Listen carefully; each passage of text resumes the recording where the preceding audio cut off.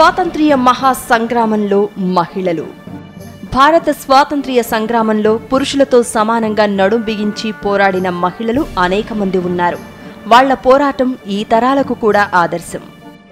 బేగం హజ్రత్ మహల్ భారత ప్రథమ స్వాతంత్ర్య మహాసంగ్రామంలో కత్తిదూసి రణరంగంలో పోరాడిన మహిళల్లో హజ్రత్ మహల్ ఒకరు.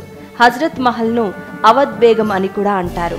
ఆమె అవధ్ నవాబ్ వజీద్ అలీషా భార్య.